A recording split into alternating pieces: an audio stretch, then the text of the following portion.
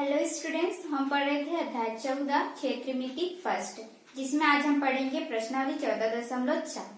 प्रश्नावली 14.4 का first question आपको ये बोल रहा है कि एक 25 मीटर लंबे और 10 मीटर चौड़े एक आयत के आकार में आपका चित्र बना हुआ है। उस चित्र के बाहर 2 मीटर की एक चौड़ी पट्टी दी गई है। उस पट्टी का क्षेत्रफल क्या होगा, यही हमको ज्ञात करना है। ठीक है, तो प्रश्न को ध्यान से पढ़ेंगे। सबसे पहले प्रश्न आपको ये बोल रहा है कि एक 25 मीटर लंबी और 10 मीटर चौड़ी है। ठीक है, यहाँ पर ये 25 मीटर लंबी है और 10 मीटर आपका चौड़ी है। ठीक है, एक पट्टी बनी हुई है। तो देखो यहाँ पर 10 मीटर और 25 मीटर, ये दोनों मान आपको अलग अलग दिख रहे हैं कि नहीं, है ना। तो ये क्या होगा, एक आयत के आकार में एक चित्र बनेगा। ठीक है, जिसमें लंबाई जो है वो 25 मीटर की होगी और चौड़ाई जो है वो 10 मीटर की होगी। ठीक है, इसके बाद क्या हो रहा है, इस चित्र के बाहर 2-2 मीटर की एक चौड़ी पट्टी बनी हुई, यानी कि आयत यदि इसकी लंबाई यहाँ से है, ठीक है, तो इसके आगे और बढ़ाएंगे तो यहाँ तक होगा। ठीक है, इस तरह से। और ये जो लंबाई है वो ये आपका 10 मीटर है। ठीक है, तो इसमें और आगे हम बढ़ा देंगे तो इस तरह से ये आगे बढ़ जाएगा। ठीक है, तो यहाँ पर देखो, यदि ये यहाँ से यहाँ तक आ रहा है तो इस तरह से लंबाई में 2-2 सेंटीमीटर चारों तरफ बढ़ जाएगा। ठीक है, इस तरह से देखो, ये जो लंबाई है उसमें 2 सेंटीमीटर इधर और बढ़ गया, इधर और बढ़ गया, और चौड़ाई में भी इधर और बढ़ गया। ठीक है, इस तरह से देखो, ये जो लंबाई है, ये वाली लंबाई, ये 2 सेंटीमीटर इधर और बढ़ गई और चौड़ाई में इधर और बढ़ गया। बढ़ा कि नहीं, यहाँ पर भी लंबाई में देखो, इधर 2 मीटर और बढ़ गया और इधर यहाँ पर ये चौड़ाई में भी 2 मीटर इधर और बढ़ गया। तो इस तरह से चारों तरफ हम 2-2 मीटर यदि जोड़ेंगे तो इस तरह से आपका बन जाएगा। ठीक है, तो चूंकि ये आयत के आकार में आपका चित्र बना था, तो हम यदि 2-2 मीटर बढ़ाते हैं इस चित्र के बाहर, तो आपका दूसरा जो डायग्राम है वो भी आपका आयत के आकार में ही बन जाएगा। ठीक है, समझ में आ रहा है आपको कि लंबाई के समानांतर, लंबाई में भी हम यदि 2 सेंटीमीटर जोड़ेंगे और चौड़ाई में भी 2 सेंटीमीटर हम जोड़ रहे हैं, तो इस तरह से आपका आयत के आकार में ही बनेगा। लंबाई अभी मैंने बताया, यदि इसको मैं आगे बढ़ाऊं 2 मीटर और इसको भी आगे बढ़ाऊं 2 मीटर, तो इस तरह से ये बढ़ जाएगा। ठीक है, तो इसमें हम नाम दे देंगे। तो जो छोटा वाला डायग्राम आपको दिख रहा है, छोटा जो दिख रहा है, जो इसका हम नाम दे देते हैं EFGH। ठीक है, और जो बड़ा वाला आयत दिख रहा है उसका नाम दे देंगे ABCD। तो इस तरह से आपका जो डायग्राम है बन जाएगा। ठीक है, हमको निकालना है जो पट्टी बना हुआ है, ये जो पट्टी हमारा बन रहा है ना, ये वाला पट्टी, इस पट्टी का क्षेत्रफल क्या होगा। ठीक है, तो क्षेत्रफल आप जानते हो कि जो किसी समतल पर कोई वस्तु जितना स्थान घेरती है उसको हम क्षेत्रफल कहते हैं। तो यहाँ पर देखो, ये स्थान घेर रही है। ठीक है, तो इसका ही क्षेत्रफल हमको ज्ञात करना है। ठीक है, तो इसका क्षेत्रफल हम कैसे ज्ञात करेंगे, तो सबसे पहले तो हमको ये जो हमको आयत दिया था, ठीक है, इसका लंबाई चौड़ाई मालूम होना चाहिए, तब हम इसका क्षेत्रफल निकाल पाएंगे। और उसके बाद ये जो हमारा बड़ा वाला आयत बना है ABCD, उसका क्षेत्रफल हमको मालूम होना चाहिए। जब इन दोनों का क्षेत्रफल हमको मालूम होगा, इस बड़े वाले का और ये छोटे वाले का, ठीक है, तो यदि हम क्योंकि हमको बीच का रास्ता निकालना है ना, तो इन दोनों को का क्षेत्रफल निकाला के यदि हम माइनस कर दे, बड़ा में से छोटा घटाते हैं ना, तो बड़े आयत का जो क्षेत्रफल है उससे हम छोटे आयत का जो क्षेत्रफल है उसको माइनस कर दे, तो हमारा बीच का जो मान है वो निकल जाएगा। जैसे कि आपको सिंपल में समझाना चाहूँ कि जैसे हमारा कोई है 4, इस आयत का क्षेत्रफल क्या हो गया 4, ठीक है, और दूसरा वाला जो है वो कितना है हमारा 2 है। तो इन दोनों का यदि हमको बीच का मान निकालना है तो क्या निकालोगे, ठीक है, घटा दोगे तो कितना आ जाएगा, 2 आ जाएगा। ठीक है, यदि हमको बीच का मान निकालना रहता है तो हम क्या करेंगे, वैसे ही काम करेंगे, है ना।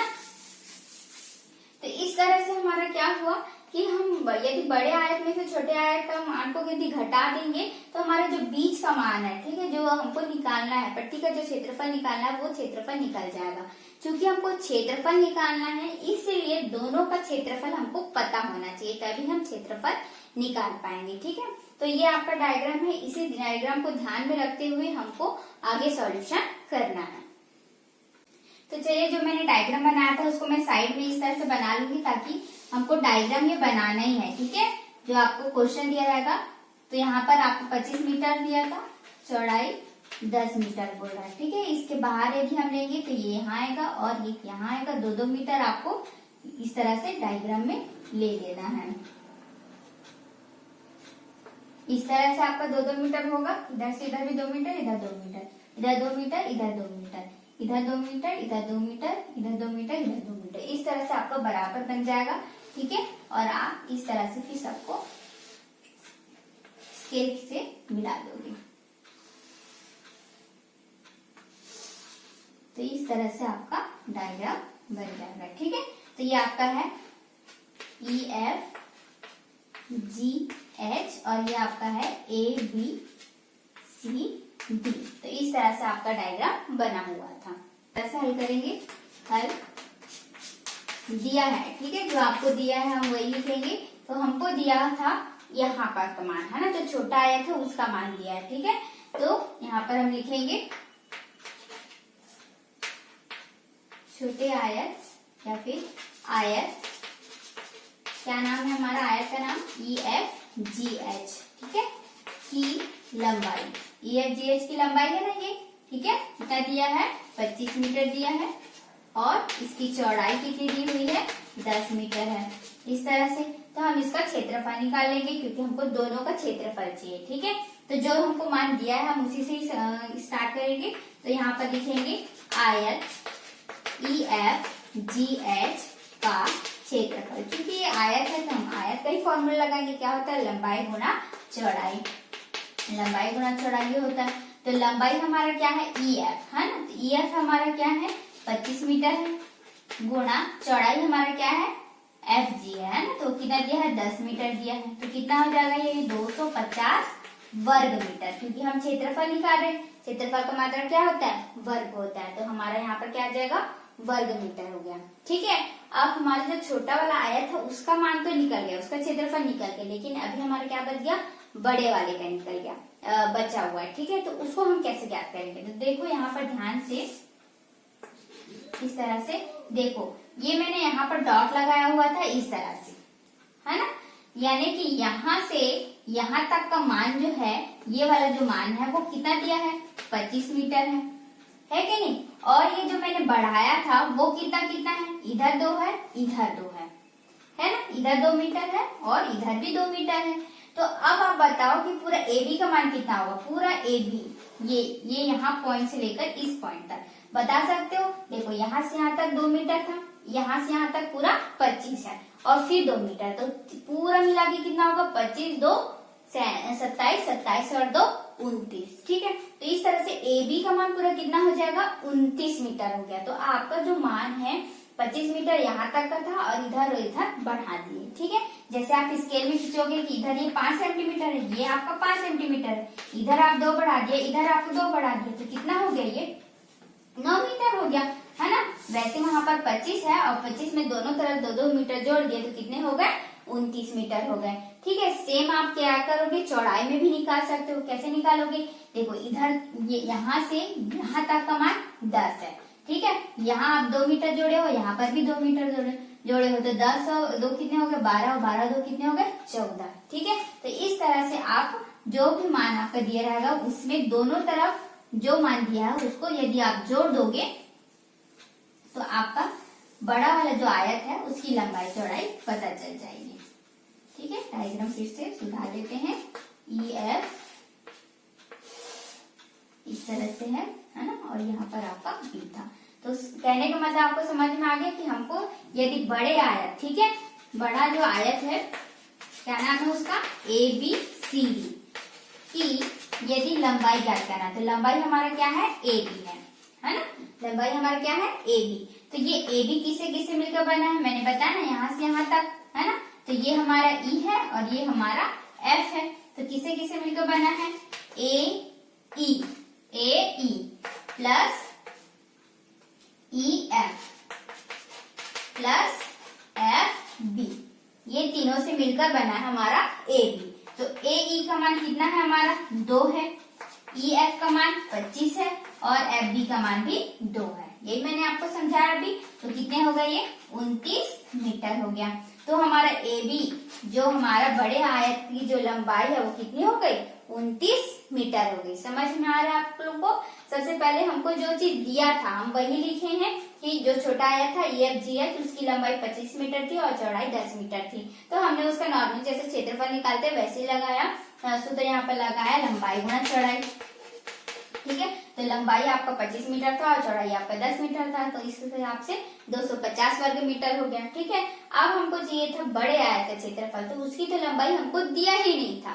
ठीक है, तो हमने थोड़ा सा यहाँ पर दिमाग लगाया है कि यहाँ से यहाँ तक का मान तो 25 है, यदि इधर और इधर दोनों साइड हमारा 2-2 मीटर जुड़ा हुआ है तो कितने हम दोनों तरफ जोड़ देंगे तो कितना हो गया, वो पूरा 29 मीटर हो गया। ठीक है, तो इस तरह से ए बी जो है वो पूरा किससे किससे मिलकर बना है, ए ई प्लस ई से एफ प्लस एफ बी, तो इसलिए मैंने सबको जोड़ दिया। वैसे ही हम क्या करेंगे, अब चौड़ाई के लिए निकालेंगे। ठीक है, यहाँ पर हम यदि चौड़ाई के लिए निकाल रहे हैं तब क्या हो जाएगा, चौड़ाई हमारा क्या है बताओ, BC है ना, BC है, तो BC यहाँ पर किसे किसे बना, देखो यहाँ से यहाँ तक ये वाला है ना, तो ये क्या हुआ B से F, B से F, फिर प्लस F से G प्लस G से C, इस तरह से। ठीक है, ये वाला F है और ये वाला G है, तो B से F, F से G, G से C, ये तीनों मिलकर BC बनाए हुए हैं,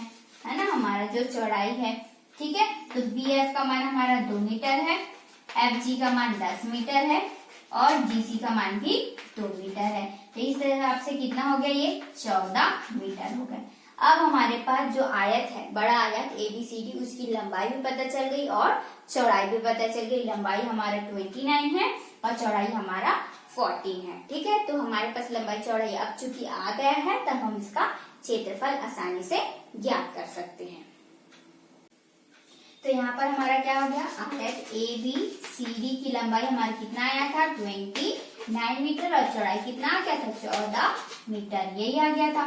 ठीक है, अब हम क्या निकालेंगे, आयत ABCD यानी कि बड़ा जो आयत है उसका क्षेत्रफल। ठीक है, क्या सूत्र हो जाएगा, लंबाई गुणा चौड़ाई, तो लंबाई आपका क्या है, AB है और चौड़ाई आपका BC है।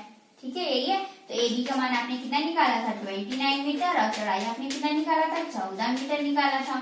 ठीक है, अब इन दोनों को हम क्या करेंगे, मल्टीप्लाई कर देंगे, तो इसको मल्टीप्लाई करने से कितना आ जाएगा, 406 मीटर आएगा।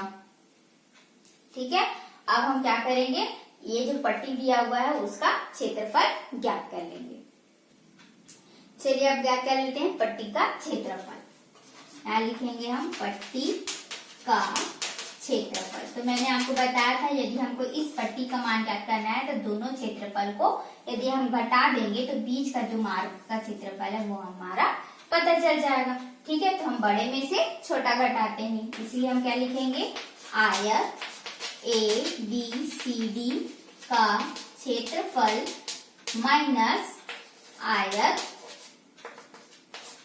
क्या होगा, EFGH का क्षेत्रफल। यहाँ पर आप देख लेते हैं हमारा कि आयत ABCD का क्षेत्रफल क्या आया था, 406 वर्ग मीटर। ठीक है, हम क्षेत्रफल निकाल रहे थे इसलिए वर्ग मीटर आएगा, और EFGH का क्षेत्रफल कितना आया था, 250 वर्ग मीटर, इस तरह से आया हुआ था।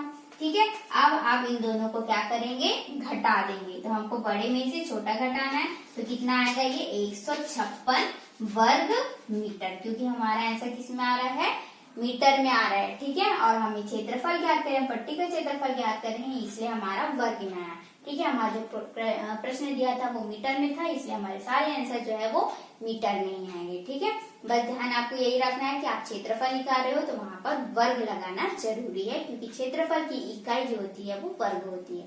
ठीक है, तो उत्तर में आप लिखोगे कि पट्टी का क्षेत्रफल 156 वर्ग मीटर होगा। क्वेश्चन नंबर 2 हमको ये बोल रहा है कि एक आटा का खेल का मैदान है जो कि 35 मीटर लंबाई में 35 गुणा 25 इस तरह से दिया हुआ है। तो आपको मालूम होगा कि क्षेत्रफल जब लेते हैं तो लंबाई गुणा चौड़ाई इस तरह से रहता है। तो 35 जो मीटर दिया है वो लंबाई है और 25 जो मीटर दिया है वो हमारा चौड़ाई है। ठीक है, तो इस तरह से हमको दिया हुआ है, एक आटा का बोल रहा है, तो इस तरह से हमारा आंसर क्वेश्चन जो है दिया गया है। ठीक है, उसके बाद बोल रहा है कि लंबाई के समानांतर, तो ये हमारा लंबाई है, तो लंबाई के समानांतर कैसे खींचते हैं हम, इस तरह से रहता है। ठीक है, तो लंबाई की जो समानांतर है इस तरह से एक बनाया गया है रास्ता। ठीक है, रास्ता छोड़ा गया है, तो ये जो लंबाई के समानांतर 3 मीटर बोल रहा है। ठीक है, ये जो लंबाई है, ये जो हिस्सा है ये वाला, वो कितना बोल रहा है, 3 मीटर है। ठीक है, और चौड़ाई के समानांतर हमारा, तो चौड़ाई हमारे इस तरह से, तो चौड़ाई के समानांतर भी जगह छोड़ा हुआ है इस तरह से। ठीक है, लंबाई के समानांतर ये हुआ और चौड़ाई के समानांतर ये हुआ। ये हमारा जो है वो 2 मीटर का है। ठीक है, समझ में आ रहा है आप लोगों को। ठीक है, ये जो लंबाई है वो हमारा कितना है, 2 मीटर है। चौड़ाई के समानांतर और लंबाई के समानांतर ये जो हिस्सा मैंने बताया वो कितना है, 3 है। ठीक है, तो यहाँ पर देखिए, ये जो हमारा, जब हमने ऐसा बनाया तो ये जो है हमारा कॉमन पॉइंट हो गया। ये वाला जो हिस्सा है हमारा क्या हो गया, कॉमन पॉइंट हो गया। ठीक है, यानी कि उभयनिष्ठ हो गया। तो इसको हम क्या करेंगे, इस तरह से छायांकित कर देंगे। ठीक है, इस तरह से इसको फिल कर देंगे, छायांकित कर देंगे। तो ये जो मान हमारा 3 है और ये हमारा जो मान है वो 2। तो इसको आप देखोगे कि ये भी हमारा क्या है, एक आयत के आकार में दिख रहा है कि नहीं। लंबाई और चौड़ाई दोनों अलग अलग है, इसलिए वर्ग नहीं बोल सकते। ठीक है, चौड़ाई हमारा अलग है, लंबाई हमारा अलग है, तो ये क्या हुआ, आयत हुआ। यहाँ तक आपको समझ में आ गया। तो इसमें एक ही डायग्राम है, 2 डायग्राम नहीं है। ठीक है, ABCD ही है, लेकिन आपका यहाँ पर दूसरा एक आयत बन रहा है। तो इसको आप कैसे ज्ञात करोगे, यहाँ पर भी हमको इस रास्ते का क्षेत्रफल ज्ञात करना है। तो ये इसमें ज्यादा कठिन नहीं है, आपको रास्ता है, हमको उसकी लंबाई चौड़ाई ज्ञात करनी है, रास्ते का जो क्षेत्रफल है उसको ज्ञात करना है। ठीक है, तो लंबाई के समानांतर क्या लिखोगे आप, लंबाई के समांतर रास्ते का क्षेत्रफल। ठीक है, इस तरह से आप निकालोगे।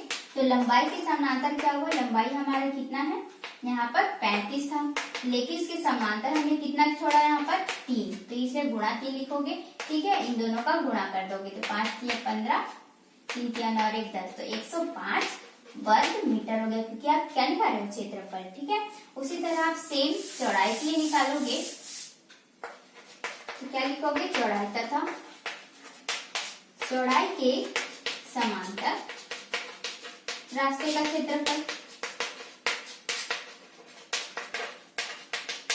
ठीक है, इस तरह से। तो क्या हो जाएगा, चौड़ाई आपका 25 था, इसमें आपने कितना छोड़ा, 2 छोड़ा। ठीक है, 2 मीटर छोड़ा तो कितना हो गया, 25 दूनी 50 वर्ग मीटर हो गया। ठीक है, इस तरह से हो गया। ठीक, लेकिन आपको याद होगा कि वहां पर एक बीच में भी हिस्सा बन रहा था, जो कि लंबाई और चौड़ाई में दिख रहा था। तो जो छायांकित हमने किया था उसका भी हिस्सा हम निकालेंगे। छायांकित भाग का क्षेत्रफल क्या हो गया था, लंबाई हमारा 3 है, चौड़ाई हमारा 2 मीटर था, यही हमने आया था। ठीक है, डायग्राम आपको याद होगा, इस तरह से था। बीच में हमने छायांकित किया था, यहाँ 3 मीटर है, यहाँ 2 मीटर है, इस तरह से था। ठीक है, तो ये हो गया 2 तिया 6 वर्ग मीटर, इस तरह से। ठीक है, हम यहाँ पर क्यों निकाल रहे हैं, देखो हमको क्या निकालना है, इस रास्ते का क्षेत्रफल। तो रास्ता हमारा यहाँ से भी जा रहा है और यहाँ से भी जा रहा है। ठीक है, लेकिन दोनों ही जो हिस्से हैं वो बीच में यहाँ पर जुड़ रहे थे। ठीक है, तो ये जो है वो दोनों के लिए, लंबाई के समानांतर भी लोगे तो भी ये क्षेत्रफल उसमें कॉमन आ रहा है, और चौड़ाई के बेस पर भी लोगे तो भी ये हिस्सा कॉमन आ रहा था। तो दोनों को बार बार हम यूज नहीं करेंगे। ठीक है, इसको हम कितने बार यूज करेंगे, सिर्फ एक ही बार यूज करेंगे, क्योंकि दोनों में वो क्या है, उभयनिष्ठ है, कॉमन है। ठीक है, तो यहाँ पर हम निकालेंगे रास्ते का क्षेत्रफल।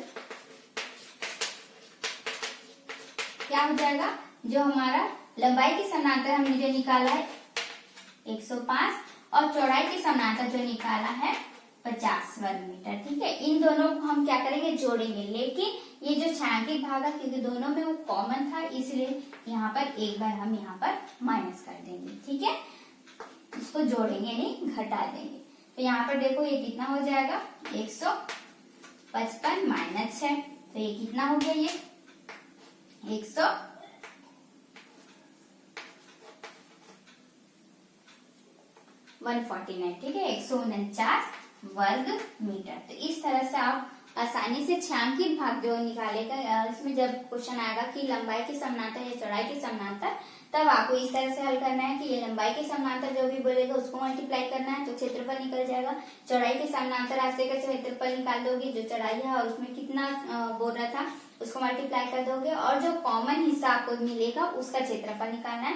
इन दोनों को जोड़ देना है और जो कॉमन हिस्सा है उससे माइनस कर दोगे, तो आपका रास्ते का क्षेत्रफल पता चल जाएगा। क्वेश्चन नंबर 3 भी आपको क्वेश्चन नंबर 1 के जैसा बनेगा, लेकिन लास्ट में थोड़ा सा चेंजेस वहां पर करना है।